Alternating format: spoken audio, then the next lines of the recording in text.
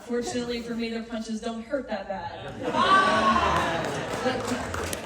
But nonetheless, these protesters, they ended up holding me for ransom for about, 4, almost 5 hours, demanding that if I wanted to make it home to see my family safely again, I had to pay them money. You might be wondering, where were the police? San Francisco, so the police were being held for ransom with me. Hour 3, hour 4 in this room, I'm asking the officers, isn't there something you can do? Isn't it actually your job to do something? To which they said, no, we can't do anything. We're not allowed to do anything because we're not allowed to be seen as anything other than an ally to that community, or else we'll lose our jobs. Again, the same community who's on the other side of the door, calling these officers racist pigs for protecting a white girl like me. Anyways, the dean of students shows up. It's the middle of the night. It's like midnight at this point, and starts negotiating with the students how much I owe each of them to be able to leave, which the price they agreed upon was $10 each, which makes me mad because I think I'm worth more than $10. But anyways, I was eventually able to get out of this room. But honestly, the most remarkable part about this experience was the next morning, the university sent out a university-wide email. So to the entire student body, all faculty, all professors, and in this email they said, we are so proud of our brave students for handling Riley Gaines in the manner that they did. We know how deeply traumatic her presence is on this campus, and so here's some counseling resources for you all. Take the day off of school. Just know that we see you, we love you, we hear you, and we stand with you.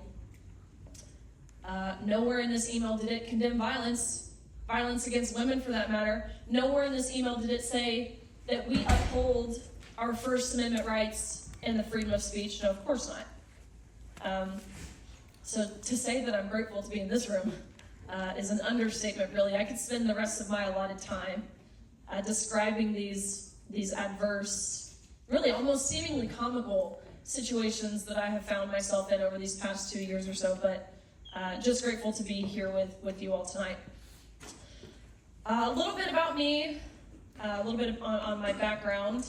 I graduated from the University of Kentucky in 2022, where I got my degree in human health sciences and health law.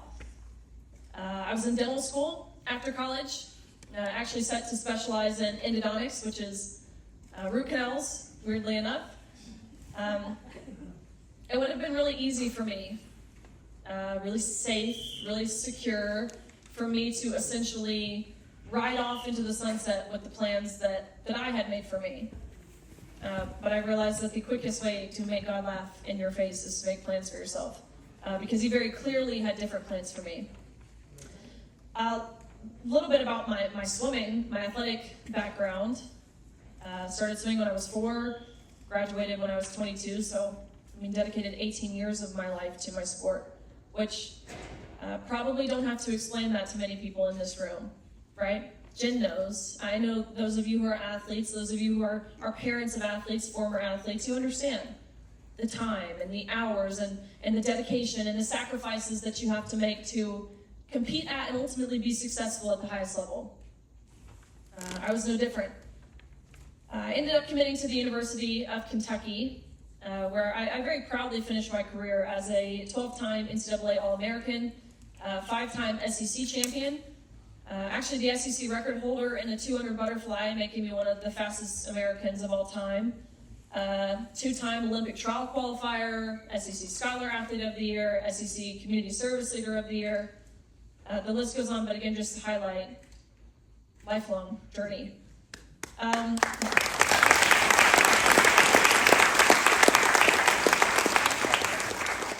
My college experience was nothing short of crazy in the way that we dealt with COVID. COVID hit, of course, in March of 2020, the end of my sophomore year, and we were robbed of an NCAA championships in that way. We were all sent home. We had to leave campus. We were eventually able to return, to which we dealt with the autocratic mandates of social distancing and contact tracing and mandatory vaccines and mask mandates, which how many of you have seen a swimmer in the water wearing a mask?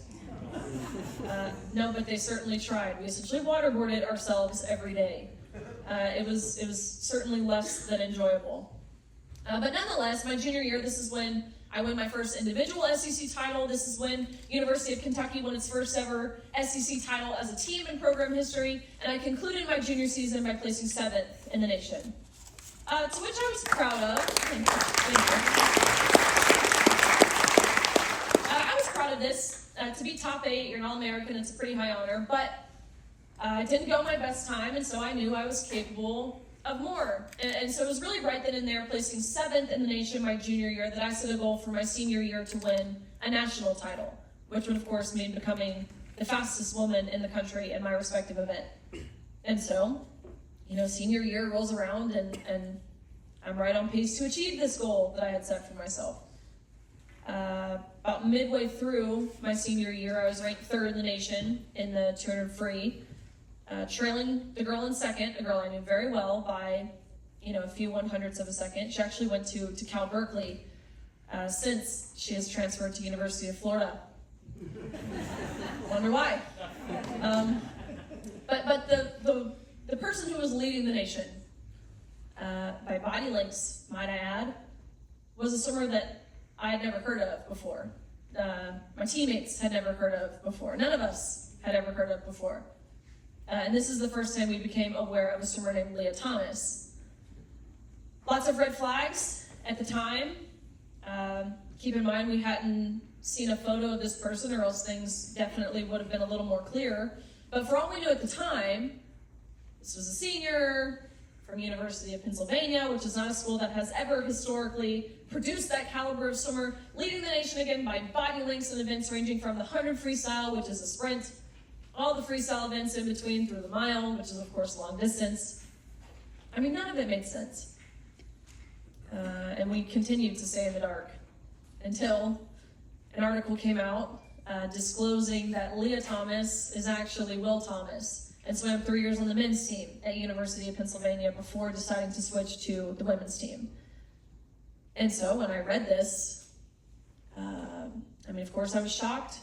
My whole team was shocked. But really upon reading it was this, I felt this sense of relief is how I felt. Like, oh, duh, that makes sense, he's a man. And I went to look up his times when he was competing in his rightful category, the men's category, because I was curious. Was this a lateral movement?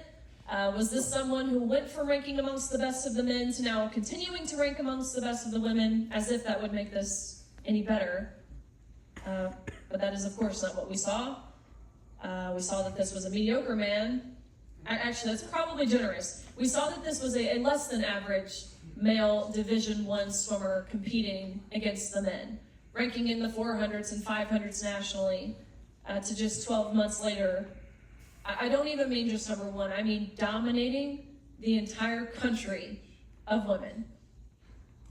Which, again, is kind of why I say I felt relieved, because I imagined that the NCAA would see it how I saw it, and how my family saw it, and how my coaches saw it, and how my teammates saw it, and how anyone with any amount of brain activity would probably comprehend this, but lo and behold, the NCAA did not see it that way. They saw absolutely nothing wrong with this. And so about 3 weeks before our national championships in March of 2022, they announced that Thomas's participation in the women's category was a non-negotiable, meaning there was nothing we could do. There were no questions that we could ask. There were no concerns that we could raise as female swimmers. We were quite literally told we had to accept this with a smile on our face. And so I watched that first day. It was the 500 freestyle, which is not an event that I do. And so I watched on the side of the pool as Thomas swam to a national title, beating out Olympians, beating out American record holders. I mean, girls we just saw win Olympic medals a few months ago, right? These aren't scrubs. They're the most impressive and accomplished female swimmers this world has ever seen. And he beat them all by body lengths. He became the first man to win a Division I NCAA women's title. Trailblazer. But the second day of competition was the 200 free, which is the event that he and I race each other in. And so, we get on the blocks and we dive off and we swim 8 laps of freestyle, and I touch the wall at the end.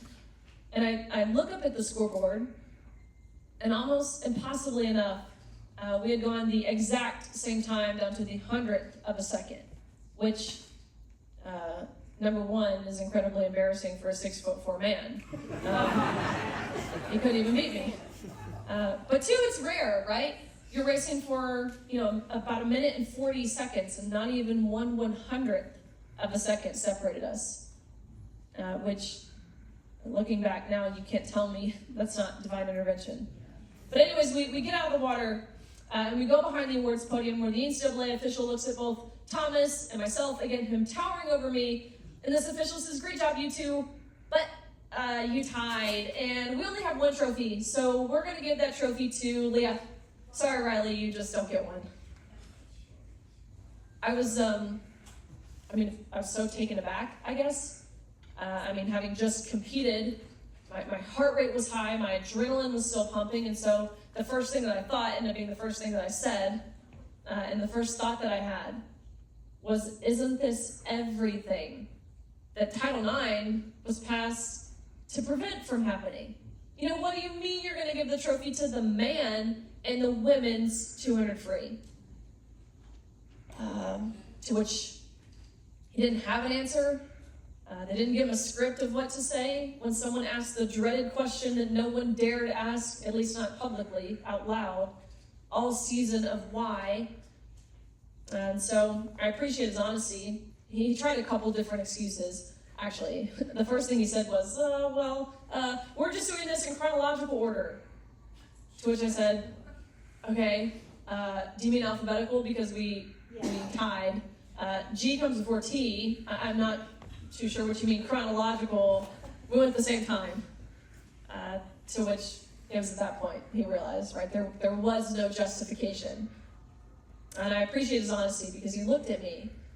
And understand, this is when his face changed. He looked sad, he sounded sad. I could tell the official didn't even believe what he was about to say. But he looked at me and he said, "Riley, I'm so sorry, but we have been advised as an organization that when photos are being taken, it's crucial that the trophy's in Lia's hands. Again, you can pose with this one, but you have to give yours back. Lia takes the trophy home. You go home empty-handed. End of story." And let me tell you what, that was the moment when, that was the pivotal point for me. Because all season we knew what was happening was wrong. We knew the unfair competition was wrong. We knew the locker room scene was wrong. We knew the silencing that we were facing from our universities. We knew all of that was wrong.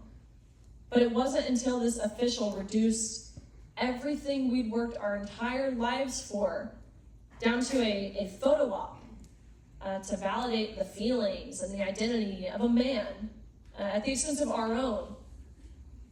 That's when I was just no longer willing to wait. And I say wait because that's what I was doing. I was waiting for someone else to say something because I thought someone else would. I thought surely there would be a coach.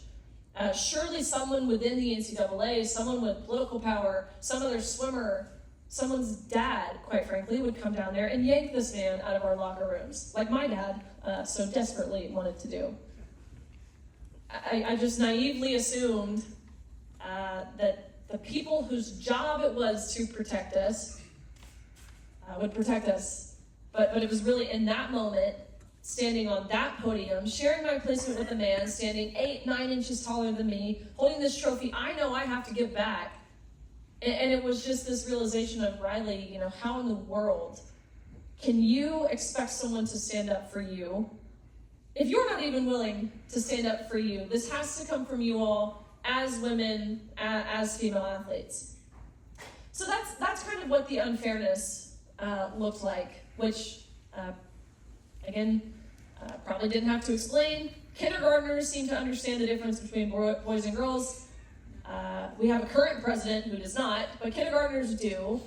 But what you probably could not imagine or be able to grasp what this was like, unless unfortunately it's a situation you yourself or your daughter, for example, or someone you love has been in, is what the locker room was like.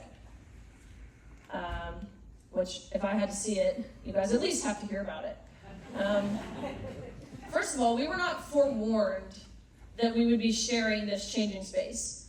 There was no prior acknowledgement. There was no ways that we as women could have made other arrangements for ourselves if this was something that we were uncomfortable with.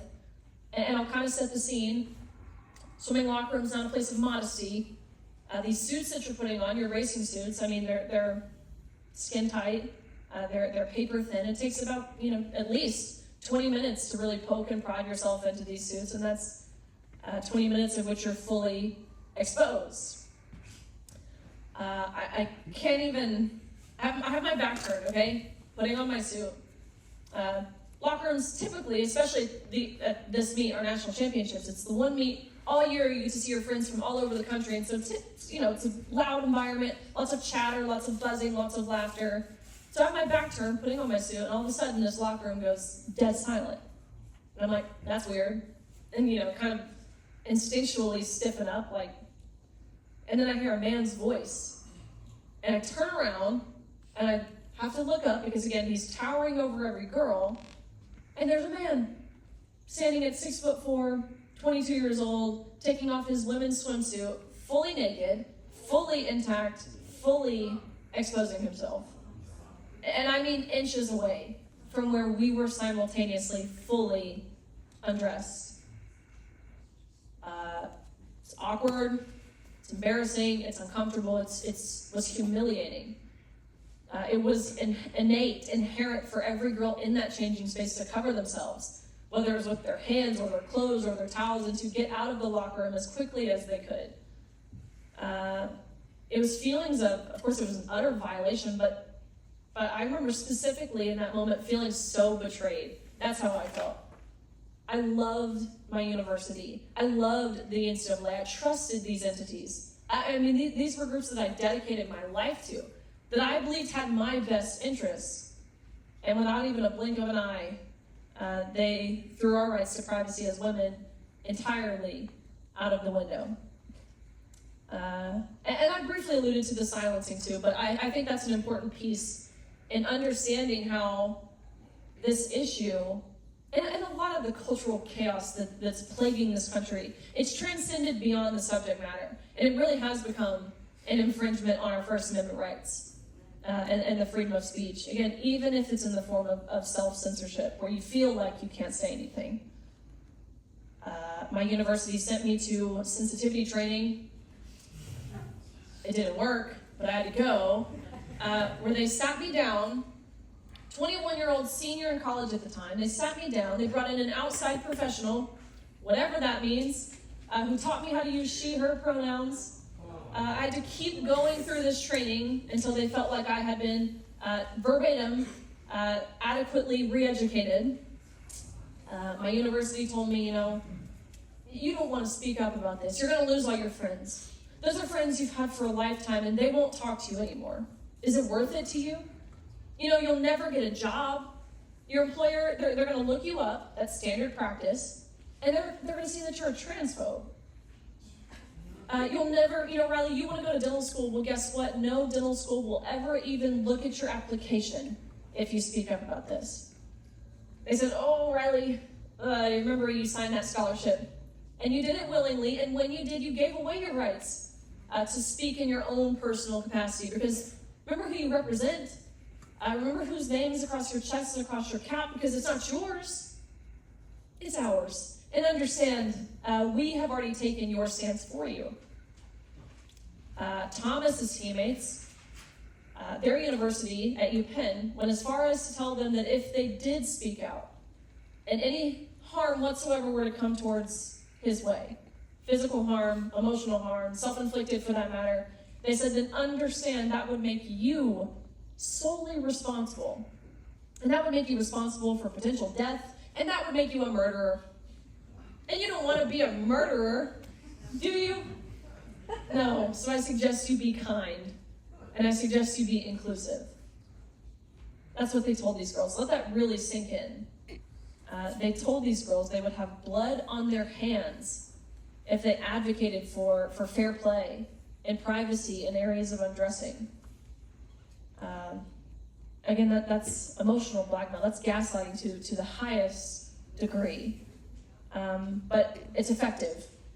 Believe it or not, it works when you're talking to a bunch of 18, 19, 20-year-old girls. But they know that. All of this that I've just described, in short, believe it or not, that's the in short version. That's how I guess I got here.